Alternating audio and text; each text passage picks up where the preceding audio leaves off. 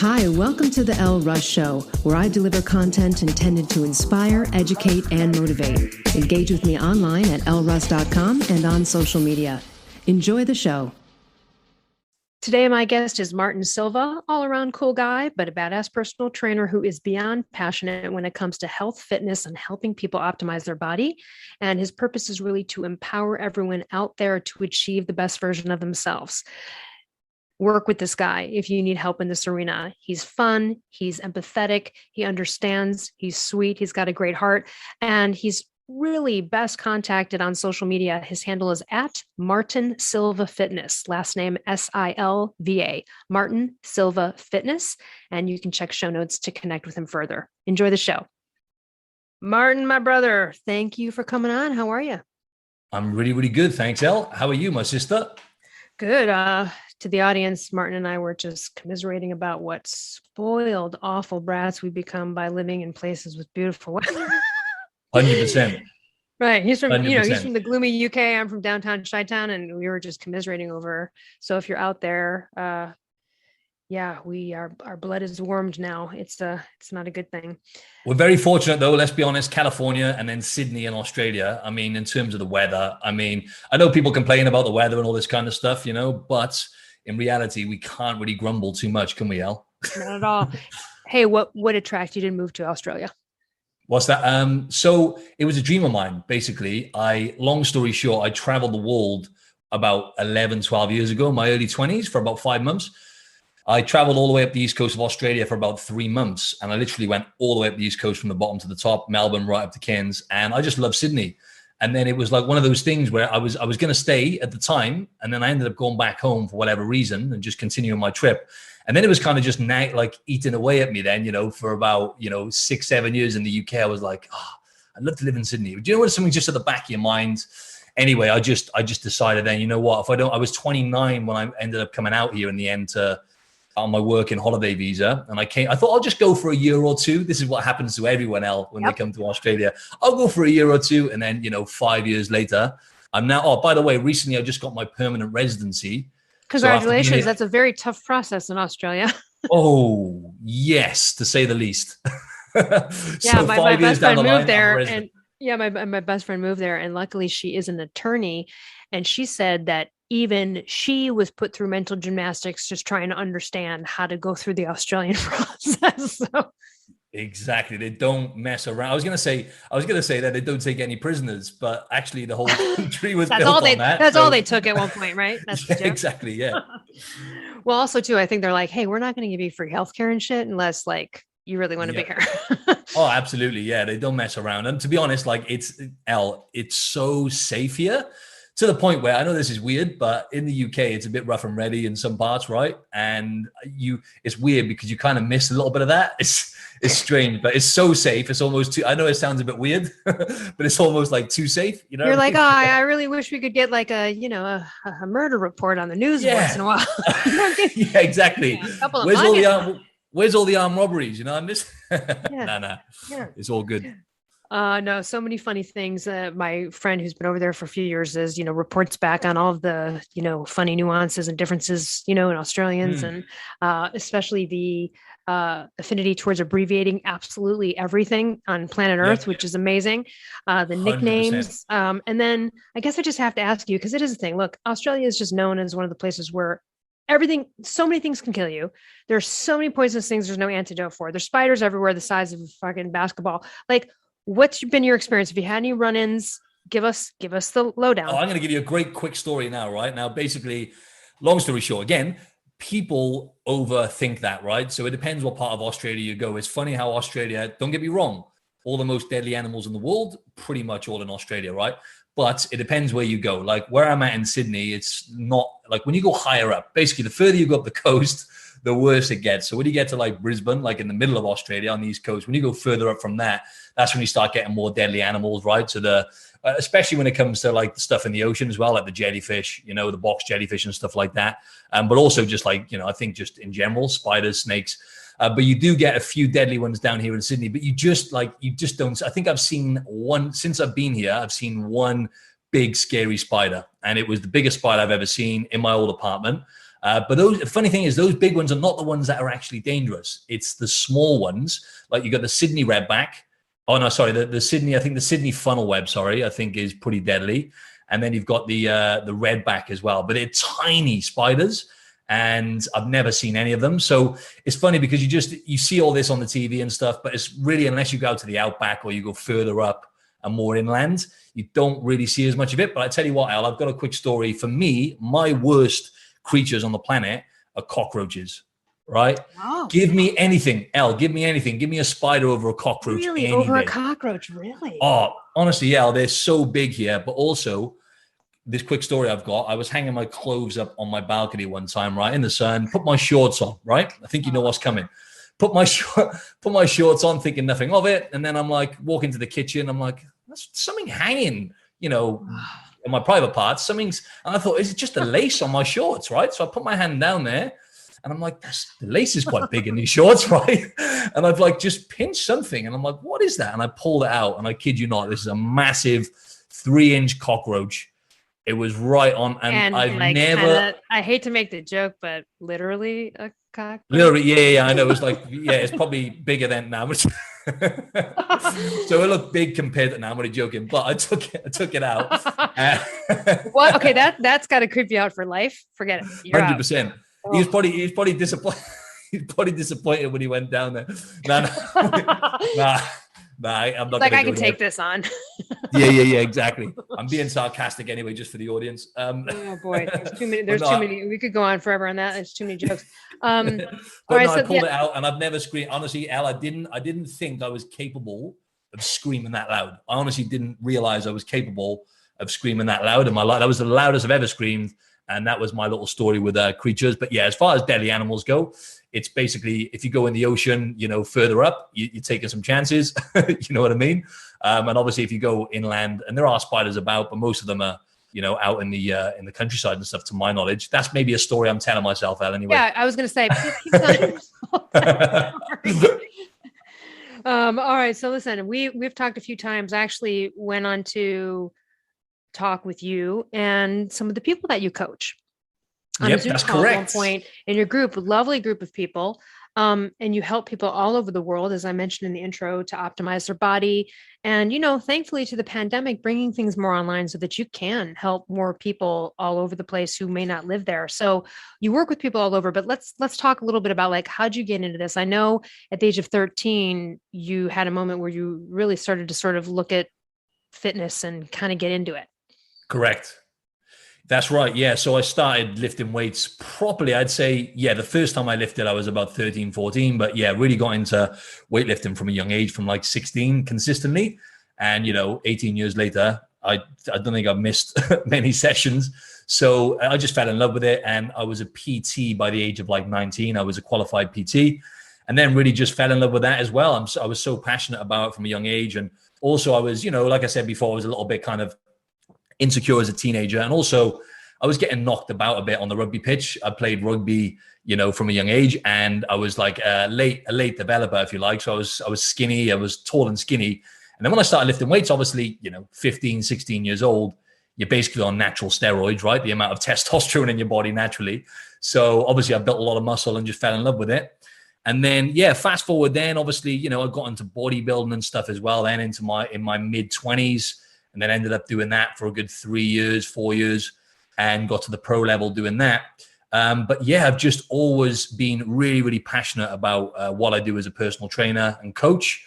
And really it became my purpose, and I say this to people, if you're doing it, there's a difference between kind of passion and purpose. It's like a lot of PTs, most PTs, they'll probably stop or throw in the towel within, say, 1 to 3 years. Most PTs, they come in, and they come in, a lot of them come in for the wrong reasons. They come in to make money. And don't get me wrong, you can make a decent amount of money as a PT, but you're never going to be super rich as a PT, So if you come in for that reason, then you're normally going to be a bit disappointed. So you have to be passionate about it.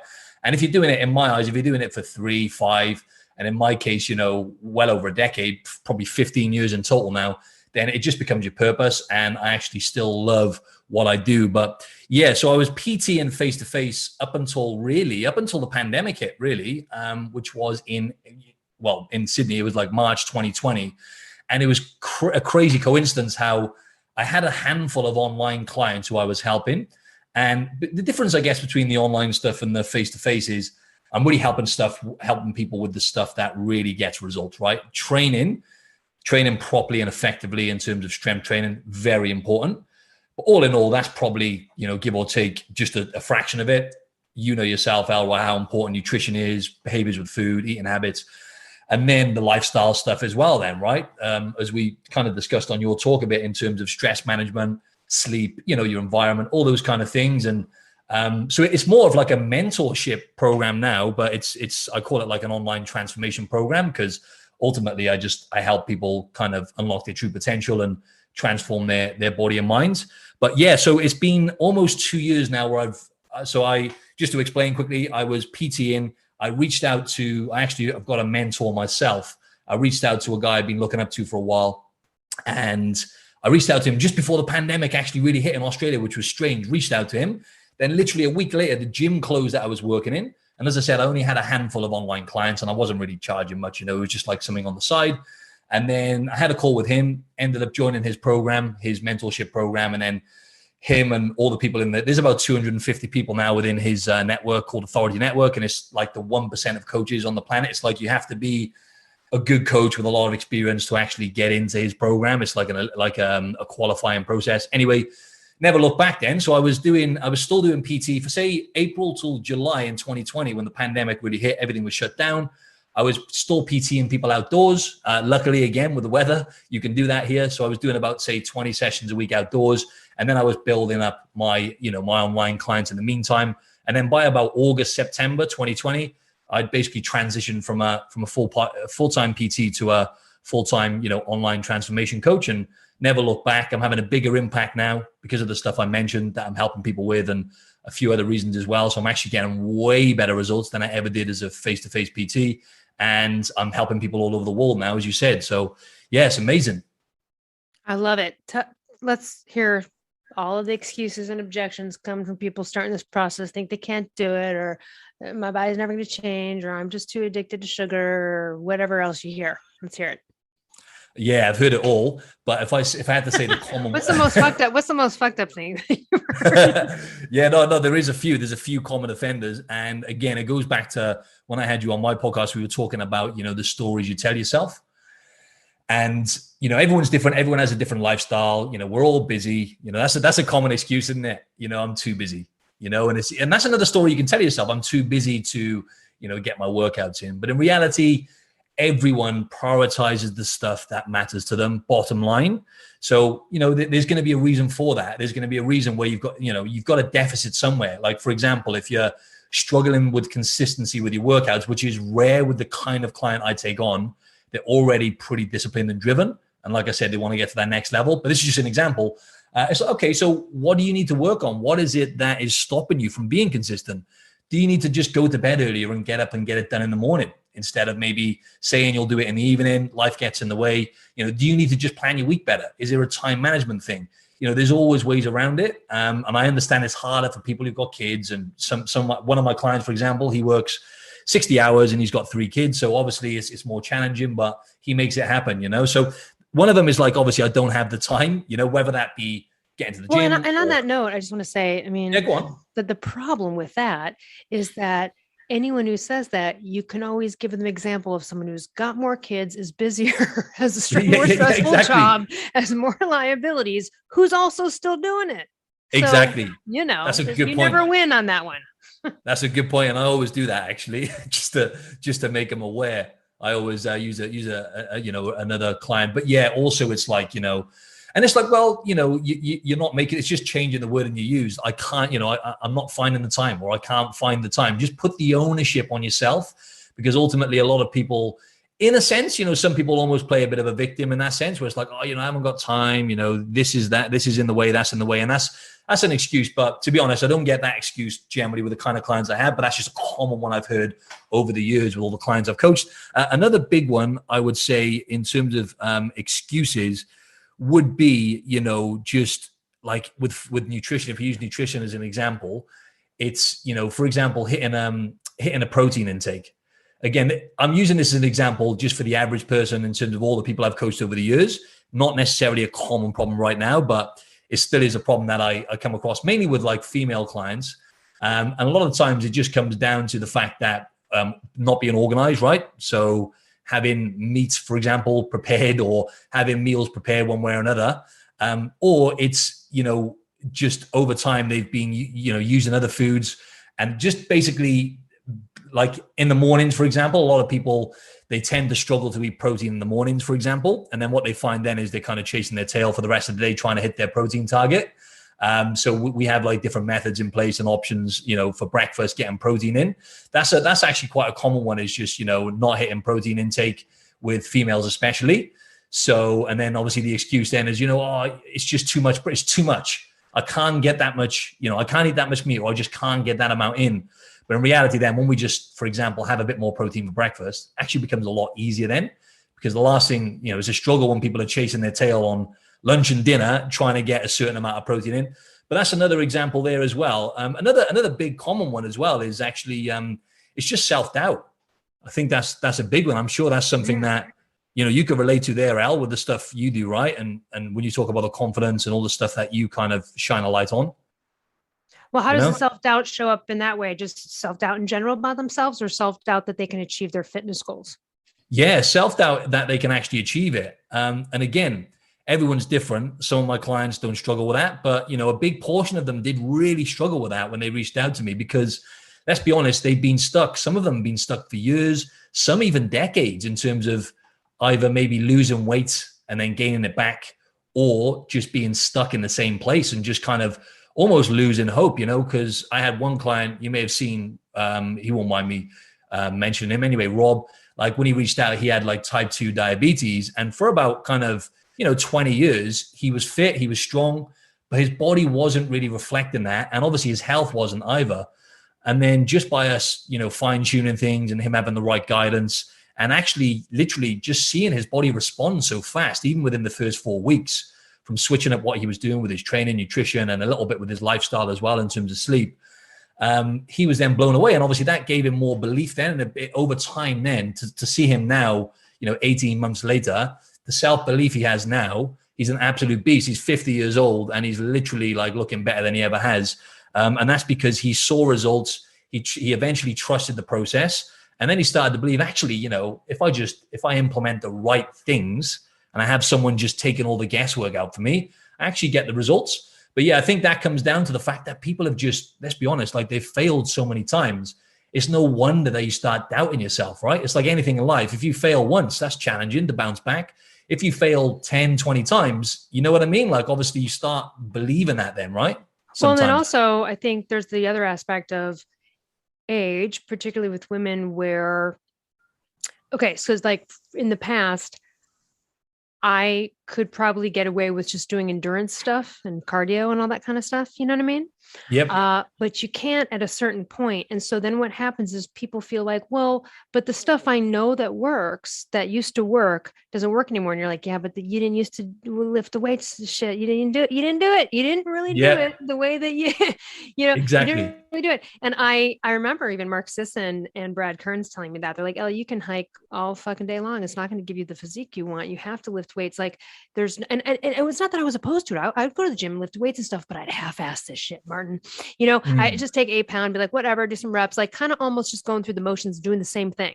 And then during the pandemic, gyms closed. And I was like, all right, well, I'm on my own now. I bought like adjustable dumbbells, and I started to do these workout videos free on YouTube. And I found that, and I think this is the right way to say it, but I love compounding exercises.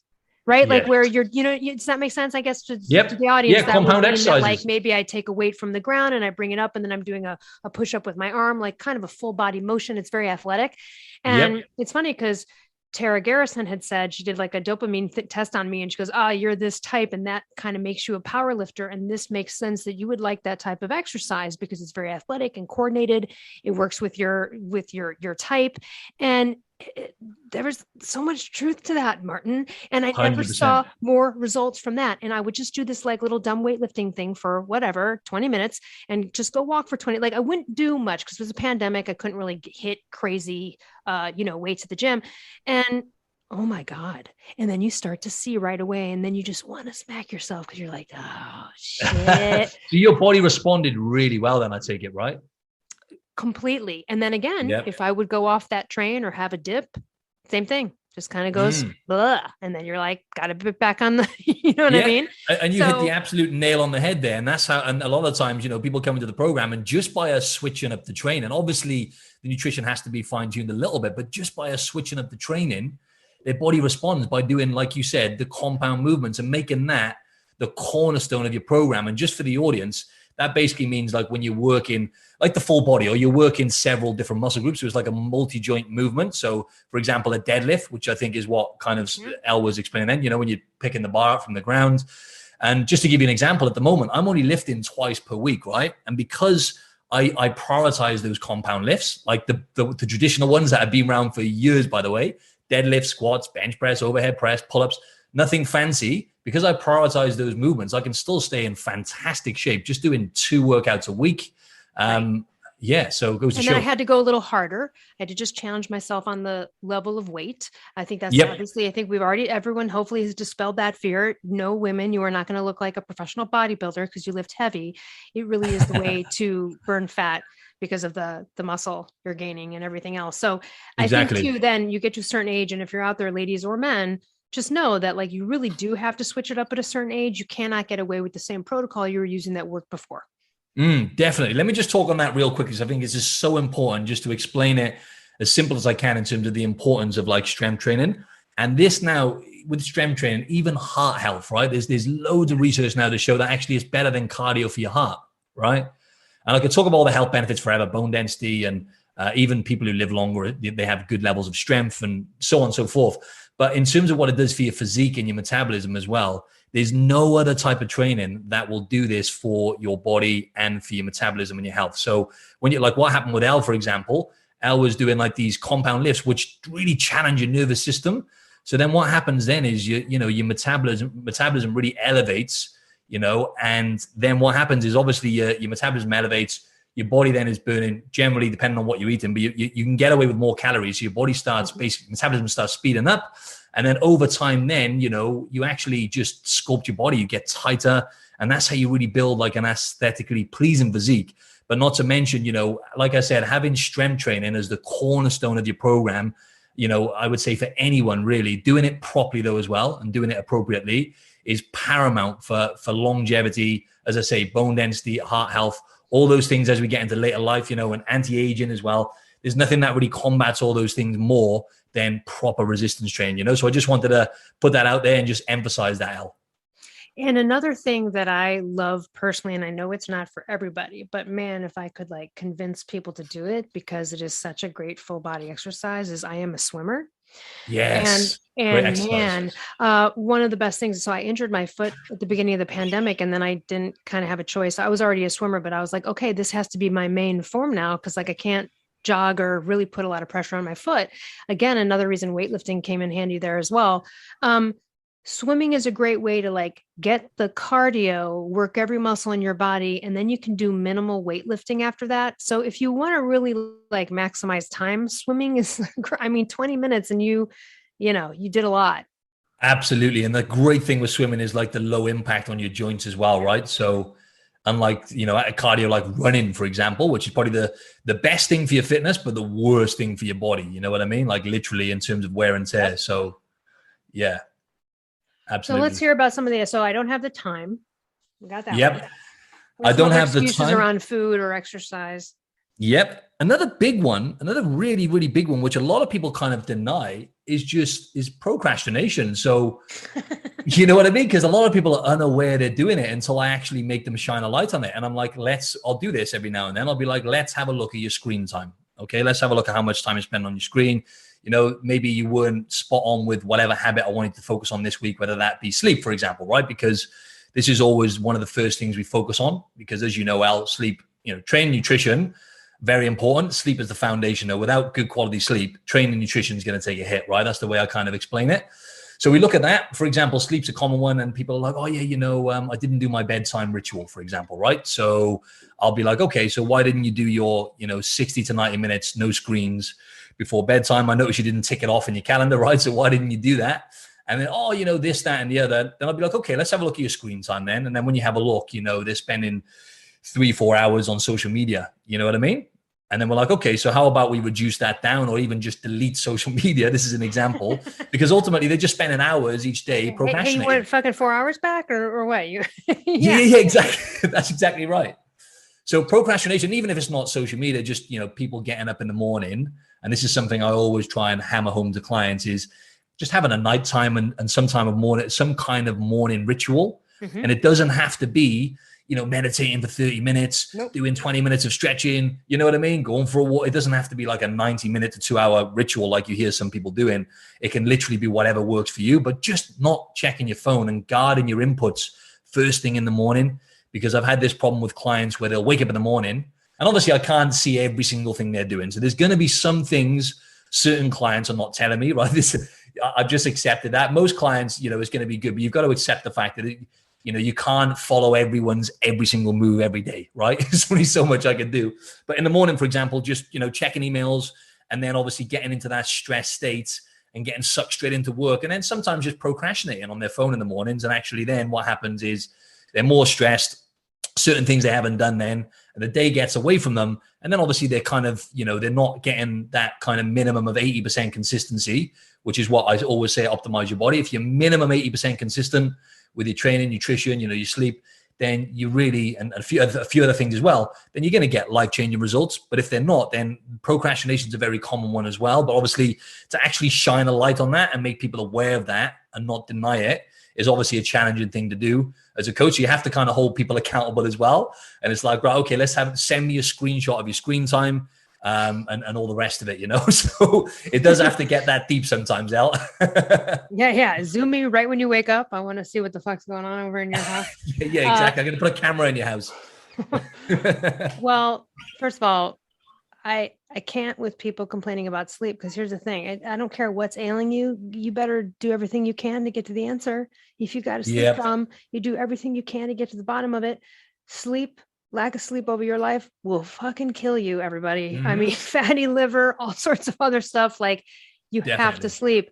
I have to. So I'm quoting Laird Hamilton, who said, don't talk to me if I've gotten less than 8 hours. I really prioritize it. So what I found is that, past 11 o'clock, especially, now comes the resurgence of the adrenals. So a lot of my friends who stay up late, who have regular jobs that have to get up in the morning and have crap sleep, I just tell them, I'm like, set your alarm for like 10:15 that says start to think about turning off the shit, winding down, so that you're in bed by 11. Because if you pass that mark, sometimes there's a point of no return. And this is, again, it is like the attention to it. Okay. So on the procrastination, one time before the pandemic, I went to my gym and I got on the treadmill. I was just like doing a walk or whatever. And I was checking my phone and, responding to some, whatever, just doing the stuff on the phone. And 40 minutes went by. I didn't even know, you know what I mean? So you can wait. Now, I know as a personal trainer, you would say, I'd rather have the person on the treadmill focus on what they're doing, right? Or listen to music and get into the motion. But if all you can muster is because you can't handle it, but if time goes by quick when you're checking Instagram or whatever, then do that. Wait to do that when you get on the treadmill. 100%. And then you're killing two birds with one stone. And then it kind of flies by. And I just look at it this way, like, you don't have to love working out. Just get it over with. Even if that's your attitude. I know you would love everybody to love it. I would love everyone to love it too. So knock it out and get it fucking done. Even if it's 30 minutes a day, that 30 minutes a day, just that can do so much. And we know for sure you have to exercise 3 times a week minimum, just for like the minimal happiness quotient to be happy. Yep, definitely. And with the sleep as well, it's an interesting thing, because I was just going to say something then on, even metabolism. There's some research to show now that when you optimize your sleep and this is another thing I wanted to say as well with certain habits, I think this is quite powerful for the audience. It's like, you don't know what you don't know, right? And a lot of people and I'm not trying to put us on like a high horse, but most people haven't got to that point where they've literally optimized most of the big rocks, like training, nutrition, and, sleep and stress management, right? Most people haven't got there to know what it feels like. So what you find is, I find a lot of people, when I ask them, I sleep great, they say, I sleep really, really good. Sleep is so complex that until you've actually put the time, just like you would with training and nutrition, putting the time in, putting the reps in, until you've actually done that and you've really been diligent with a bedtime ritual, right? You've really prioritized, regularity, going to bed and getting up at the same time, which is so important. Until you've done that consistently, you don't know what it feels like to optimize it. So it's a problem when people, they assume that they're doing these things, but because they haven't actually, and then when you stop doing it, I was going to say, Al, for example, now, like you said, don't speak to me unless I've had 8 hours, like Lard says, right? Well, I'm the same now. So if I have 1 or 2 nights a week where I'm not, that regularity is a bit out, even once a week, like I've had the last couple of weeks, to be honest, I notice a massive difference now. You know what I mean? And then I'm like, damn, I need to dial that back in again. Yeah, but you see what I mean? Oh, I'll cry if I don't, because I'm useless. It's I mean, it's one of the things that I know a lot of people struggle with. It's got to be everyone's priority. Definitely. I'm actually having a speaker come on next month to hammer that home, because, sometimes it's good to just come from an expert. Like when I had you on and you were talking about all the hormonal stuff and thyroid, when it comes from an expert, a lot of the times it's better. Like people sometimes even implement quicker when it comes from someone, you know what I mean? So. It's like me trying to tell my parents the perils of eating grains, and they're like, yeah. And then they go watch Dr. Perlmutter on a television show talking about it. And then they're like, we watched this wonderful doctor. And I was like, you sons of bitches, I told you this. It doesn't matter, right? Again, It's always like someone else says it. Definitely. And I just wanted to say one more thing, Al, in terms of one more common problem, which I forgot to mention, is perfectionism. And this is why I don't really get this problem now, because I've hammered home the simple thing of 80% consistency minimum. Okay, that's what we need, right? We're not about perfection. Optimize your body, for example. We're about being consistent for the most part. You never go in to be perfect. Life's gonna get in the way at times. You're gonna get struck with illness. This is just life, right? You're never gonna be fully perfect. And even when you're at your best, you're not gonna be perfect. So this is a thing that I've had in the past with clients where, because they haven't been perfect, for example, they might miss a few days of tracking their food, or they might go overboard on the weekends. And then they just go, I just hit the off button. That all or nothing mentality is very common. I used to struggle with that myself.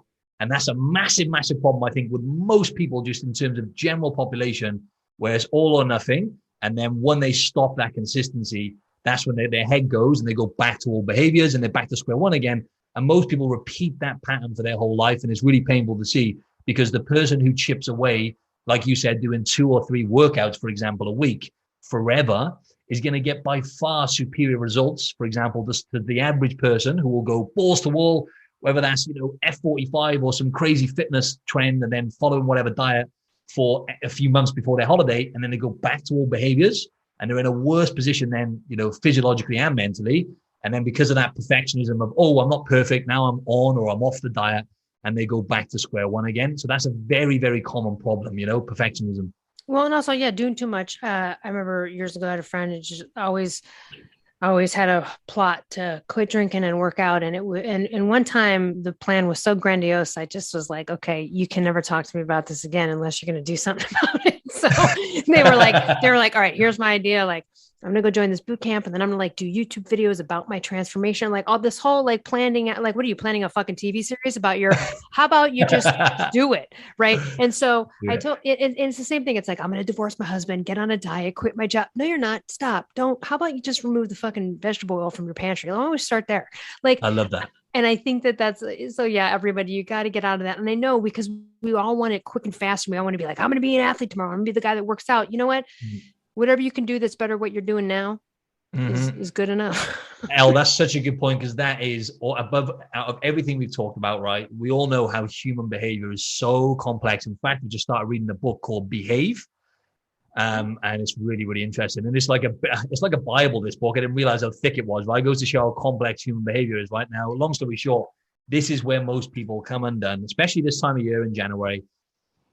Get into that illusion of changing too much at once, just like you said, right? You have to start really slow and be patient. You have to focus on one habit or 2 things maximum. Cement those things in, however long that takes, whether it be a few weeks, a few months, a year. It doesn't matter how long it takes. Be consistent until that's became part of your lifestyle, whatever habit that is, whether that be something to do with nutrition, your training, your lifestyle, whatever it is. Could even be your steps, anything, simple stuff. And then you get that compound effect then of, you're compounding up those habits and behaviors over time. But so many people want to change so much at once, and it's just not realistic, because you've spent your whole life living a certain way. and instilling certain bad habits, whatever that may be, it's not going to happen fast. You have to be patient. And that's the biggest problem, I think, with most people, you know? Well, I had a friend who lost 40 pounds sitting in a wheelchair. You and I both know you actually don't have Wow. to lift a finger to burn fat. As long as you're doing dietary stuff right, you That's can actually incredible. achieve that. And yeah, and then of course, once they got out of the wheelchair, they were able to move and do exercise. But you can lose weight and burn fat by not Mhm. lifting a finger if you really Definitely. absolutely. So that's and without Absolutely. struggle. So we both know that. I think we would probably both suggest an ancestral model of some kind. Yep. And then yeah, the what was I going to say about the perfectionism, or maybe my thought will come back. I was thinking about, oh, here's another pro tip. Don't be telling and announcing everybody what you're doing. How about you don't tell everyone about your big diet plans and your big, because then everyone's going to be doing the same thing like they are with everything. Like, how's it going? Have you lost any weight?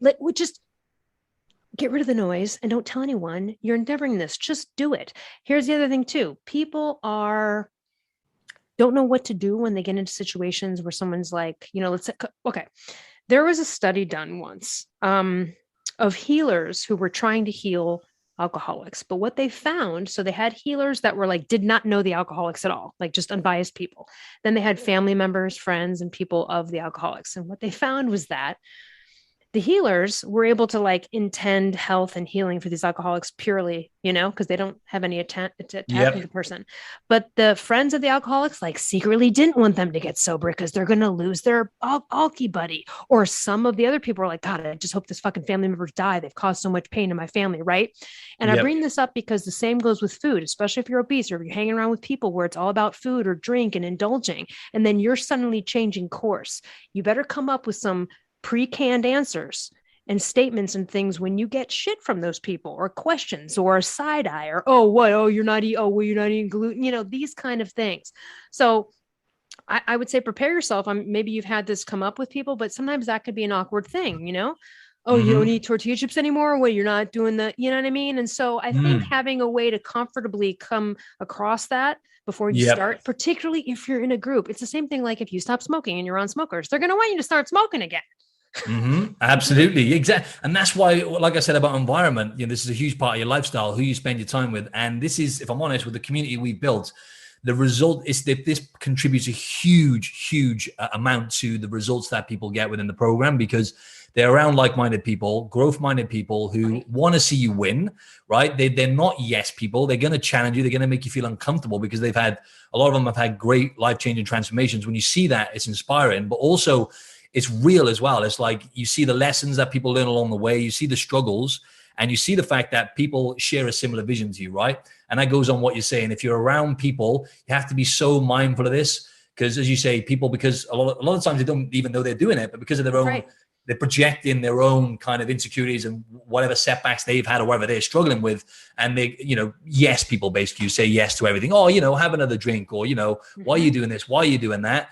And then if you're getting that all the time, that constant kind of feedback, that negative feedback, you get into your own head, and then you can throw in the towel and go back to where you started. I think that environment and who you spent, we all know that anyway, Al, but I think that was a good point you made. Well, I mean, because, or it's funny, it can go the other way. So, being like the paleo expert or whatever that I'm considered to be, I'd be around friends and say we'd be out to dinner, and my friend would reach for the bread and then look at me and go, I haven't had bread in a while. And I'm like, just shut up and eat the bread. I'm not the police. I'm not here. When did I ever say that I was going to judge? Eat whatever the hell you want. Stop feeling weird. So God, that's such a good point as well, El. I get that a lot. I bet, because people see you, and I mean, if you're not go look up. Martin is like a male model looking type of dude, so you're welcome. And so no, but so I can see that people, they're almost like embarrassed or like, or they feel like they explain. Yep, they explain. Justifying their choices. It happens all the time. They explain. If I'm next to someone or I'm somewhere at a social event, they explain to me why they're eating something or why they're having a drink sometimes, or they'll ask me why sometimes I'm not, or whatever. And then after I've explained myself, or they're explaining, and I'm like in my head, I'm thinking I genuinely don't care. Like they think that you're judging them. Or they feel like they have to explain themselves, right? So it's funny though, but it happens a lot. Yeah, I mean, there can be peer pressure, like from anyone, even Of adults in course. this group, especially with drinking and other things. So, this is where self-esteem and confidence comes in hand. And also, like you said, switching up your tribe, limiting contact, or those types of things. Like, it's like I know someone who has a family member, has a sibling who, when they drink too much, they get nasty. So they just learned they don't go out to dinner with that person anymore. You know what I mean? They don't Yep. go out in the evening with that person anymore when they know that person's going to have some drinks, but they're like, I'll see you for a walk in the middle of the day or Problem lunch, solved. so you can mitigate these things. And that's an important thing to think about. But again, Definitely. just be careful of telling everyone about your plans, that you can be setting yourself up for failure and also setting yourself up for, like you said, people projecting their lack of confidence onto you about your journey. Absolutely. That's a really good point. What are some other things that have come up that you can think of that might be helpful for people that are looking to really transform? First of all, it's never too late. That's no joke. There's people that have started at 60 and kicked ass Mhm. and become like bodybuilders. So Absolutely. no age limit. Absolutely.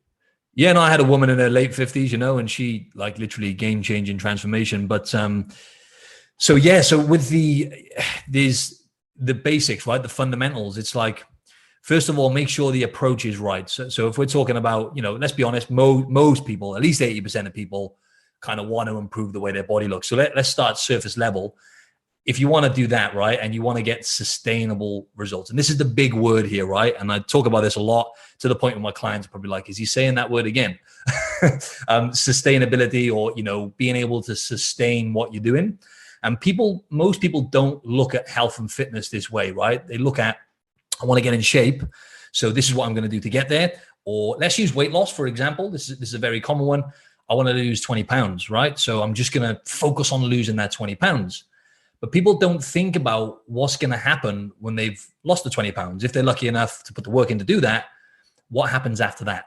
And this is why, when you look at the stats, actually over 80 to 90% of people fail to actually keep the weight off. And, 6 out of 7 people will lose a significant amount of weight countless times within their lifetime, only to gain it all back and more, right? So using weight loss as an example and behaviors, losing the weight is one thing, but that's actually the easiest part for the most part anyway. It's actually being able to keep it off, right? So you got to look at that sustainability. What happens when you've lost the weight? The metabolism, unfortunately, doesn't work like that. When you lose 20 pounds, it doesn't just go, okay, cool, everything's all good now, and we can just live like this. What happens is your metabolism adapts and basically slows down and becomes more efficient with calories. So what happens then is you can get away with less and less calories. How far can you go with restricting calories? There has to be an approach. There has to be, a strategic approach to this. And as I say, it's not complicated, but it kind of is, because everyone's so different. But just literally changing 1 or 2 habits at a time. Like, first and foremost, right, I want to lose weight. What's the first thing I can do? Let's have a look. Right, I'm not doing much movement. I'm literally, when I track my steps, right? So first things first, if you're not tracking your steps, track your steps. Get a Fitbit or an Apple Watch. Oh, I'm doing 3,000-4,000 steps a day. Okay, maybe I can add 2,000 steps onto that. Let's start there. I'm going to go for 6,000 steps, and I'm going to be consistent with that. Once you've done that for, a few weeks or even months, okay, that's now actually, that 15-minute walk is now part of my lifestyle now. I'm doing that without thinking about it. It's basically just something I do. I get up in the morning, I go for my walk, listen to a podcast, and then I can add on top of that then. Okay, what can I change now with nutrition? Right. Let's have a look. I'm eating, X amount of sugar, right? So this is a common thing I do with clients. Let's have a look at how much sugar you're eating, right? And for example, the first thing we focus on is like adding, rather than taking stuff away. The approach with us, for the most part, because I've coached so many people, rather than taking stuff away and restricting, we'll add things in that they're missing out on. And then naturally, by having more protein, for example, eating more good quality animal sources, for the most part, if you're vegan or vegetarian, you can kind of work around it. It's just way more challenging. But just eating more protein, for example, consistently, and then naturally they start substituting the sugars, right? So they'll naturally not be as hungry, and they're eating less sugar. So it's making one small change at a time and being consistent with that, being consistent with those kind of basic fundamental habits. And then you'll be blown away by the compound effect. And literally, like Elle said, lifting weights properly, you'll actually be blown away if you can eat high protein and lift weights consistently. If you can do those two things, and obviously, sleep pretty well, you'll be blown away by the results. But for the most part, people don't have the right approach. So they're kind of not doing it right in terms of proper training programming, and they're not seeing the results, and then they quit. Or they're just not, number one, they're not being consistent, right? Because the worst program on the planet, right, done consistently, is going to get better results than the best program in on the planet done inconsistently. You know what I mean, El? So that's what I would say in terms of anyone listening to this. You want a transformation, one thing at a time.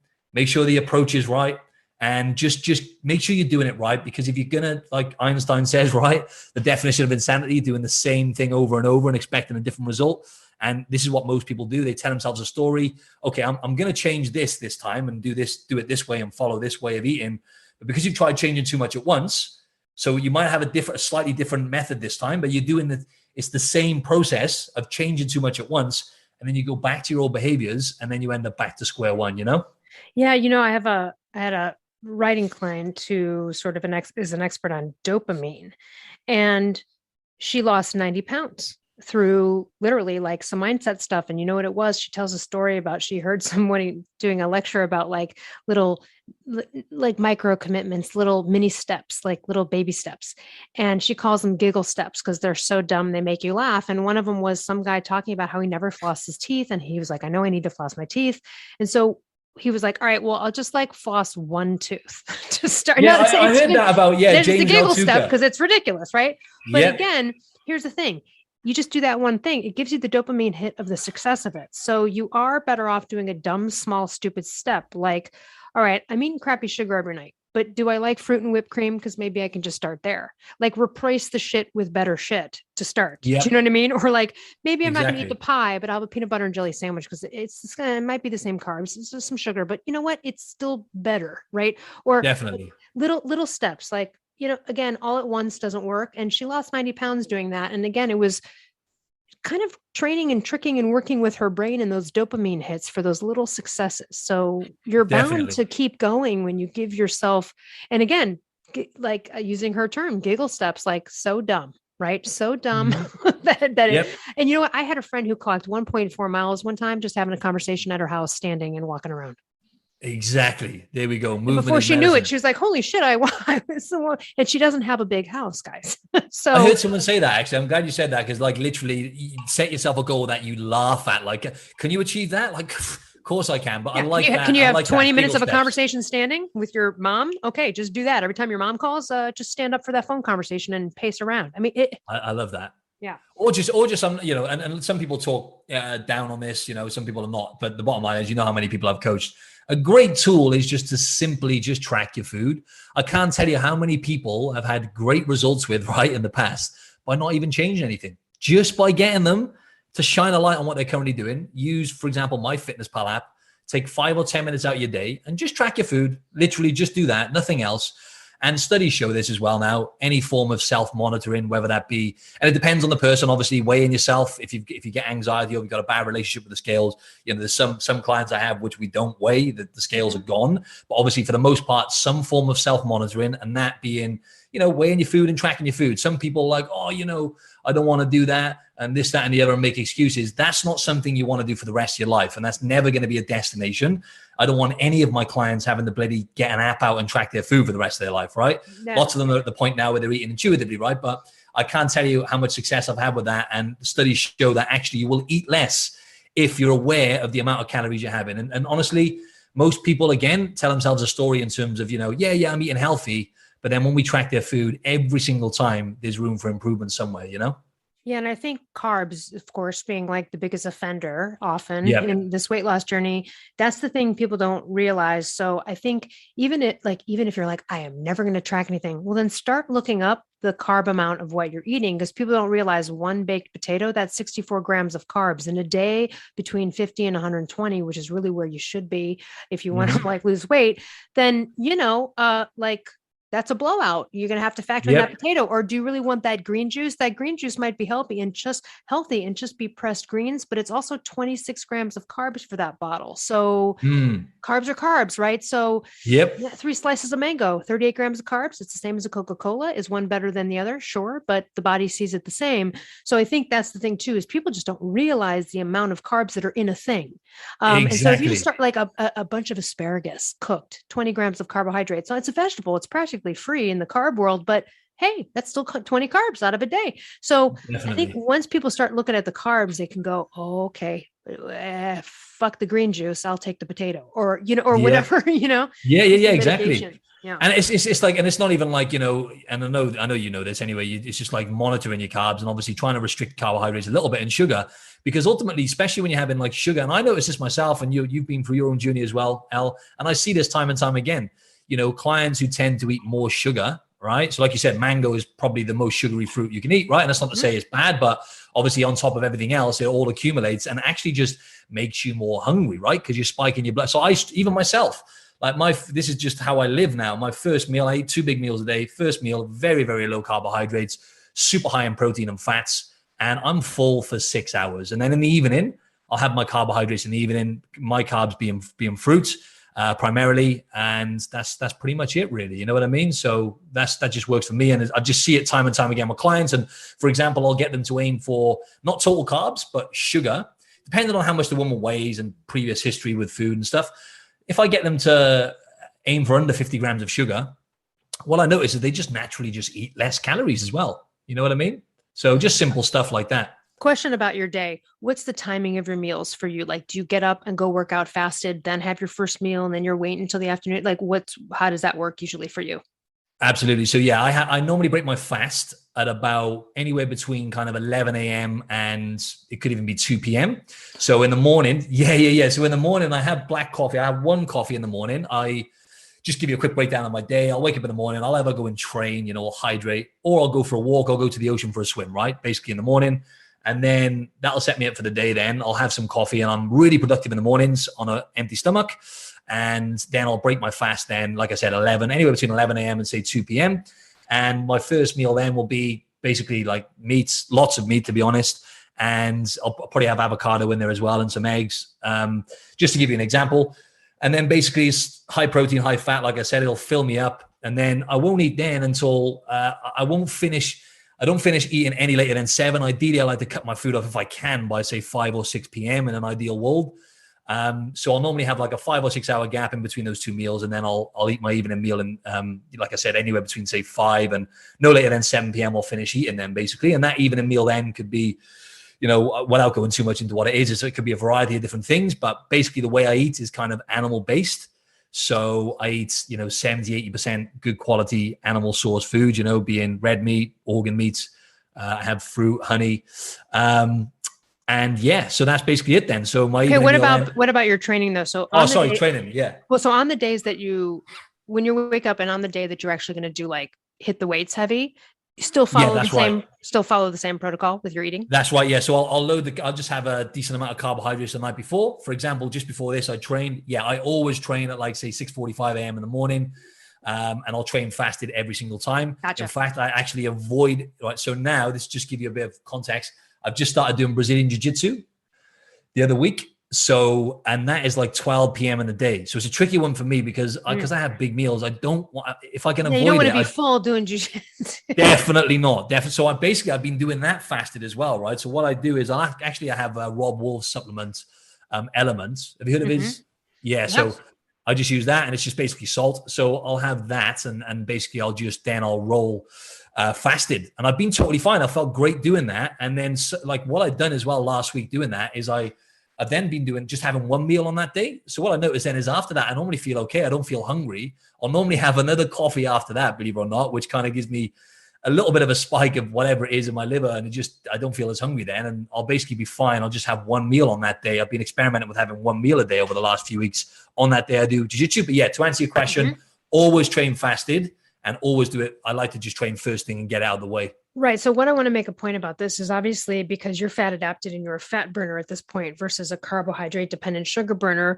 The reason I asked that question is that you're not playing that old game of, oh, I just lifted weights and now I have to go jam some carbs and eat a banana after my workout. Instead, the first meal after that workout is still the high fat, high protein. Absolutely. Yeah, such a good point. And so I just want to make that point. And maybe you can explain Yep. to people why, when you're a sugar burner, you actually do then have to worry about that bullshit, because then you would be catabolic if you didn't eat within an hour after working out. Remember that old bullshit back in the day? It was so absolute confusing. bullshit. Yeah, exactly. I remember I'd ask personal trainers at my gym. I remember being like, I don't fucking get it. Like, I'm supposed to eat oatmeal before the workout, and then within an hour, I'm not hungry. Like, what?